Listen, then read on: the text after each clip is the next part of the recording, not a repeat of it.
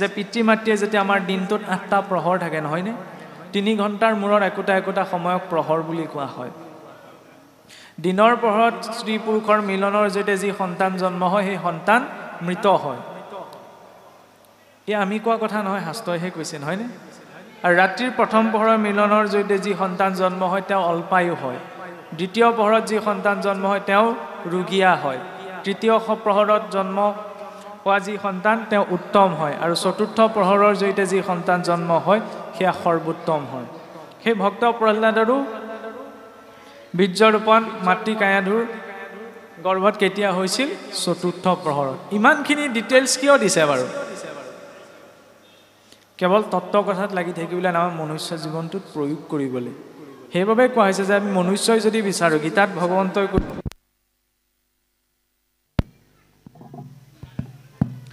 যে আমি কলিযুগৰ মনুষ্য হিচাপত বিশেষকৈ 2 প্ৰকাৰৰ সম্পদ লৈ জন্ম গ্ৰহণ কৰোঁ দৈবিক সম্পদ আৰু আসুৰিক সম্পদ দৈবিক সম্পদসমূহক কৰ্ষণ কৰোঁ নে আসুৰিক সম্পদবিলাকক কৰ্ষণ কৰোঁ এইটো আপোনাৰ মোৰ নিজৰ ওপৰত নিৰ্ভৰ কৰে আৰু সেইটো সংস্কাৰ মাতৃ গৰ্ভতে হৈ আহে মাতৃ গৰ্ভত থকা সময়ত যদি মাতৃগৰাকীয়ে শুদ্ধ সাত্বিকতাৰে আচাৰ আচৰণ কৰিছে ভাৱ ৰাখিছে তেনে নিশ্চয়কৈ সন্তানটিত সেইখিনি প্ৰভাৱ পৰিব কিবা পাকে পাকাৰে পৰিলে অকণমান অসৎ মাৰ্গলৈ গ'লেও শুদ্ধ ধাৰালে গুচি আহিব কিন্তু যদি সেইখিনি সময়ত গৰ্ভ সংস্কাৰ অশুদ্ধ ৰূপত হৈছে তেতিয়া তেনে এটি সন্তানক সহজে শুদ্ধ পথলৈ অনাটো কঠিন হৈ পৰে অসম্ভৱ বুলি নকওঁ যে ঈশ্বৰৰ ইচ্ছা হ'লে অসম্ভৱো সম্ভৱ হৈ উঠিব পাৰে কিন্তু যিটো ব্যৱস্থা আমি যদি গৰ্ভকালীন অৱস্থাতে গুৰুত্বতা দিওঁ তাৰ জৰিয়তে এক সুনিৰ্দিষ্ট ৰূপত দৈবিক সম্পদযুক্ত সন্তান আমি প্ৰাপ্ত কৰিব পাৰোঁ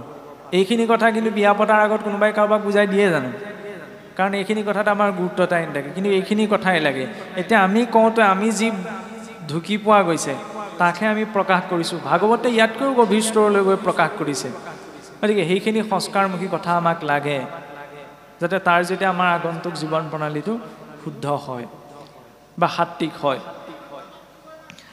কাৰণ স্ত্ৰী পুৰুষৰ মিলনৰ সময়ত স্ত্ৰী পুৰুষৰ যেনে ধৰণৰ ভাৱ জড়িত হয় তেনে ধৰণৰ সংস্কাৰযুক্ত ভাৱনায়ো সেই গৰ্ভস্থ সন্তানটিক প্ৰভাৱ পেলায়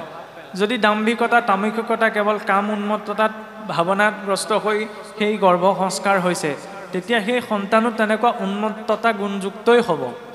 সেইবাবে তাত সংযমিতাৰ প্ৰয়োজন কাৰণ আমি যদি চাওঁ কায়াধু মাতৃও যিদিনা কশিপুৰৰ বীৰ্য গৰ্ভত স্থাপন কৰিছে মানে কাহিনীটো আমি সকলোৱে জানো যে বাৰে বাৰে কশিপুক পৰোক্ষভাৱে মাতৃগৰাকীয়ে নাৰায়ণক স্মৰণ কৰাই লৈছে সন্তানহে জন্ম দিবলৈ তাত আকৌ ভগৱানৰ নামটো লোৱা কিয় প্ৰয়োজন সেইটোৱেইটো দৰ্শন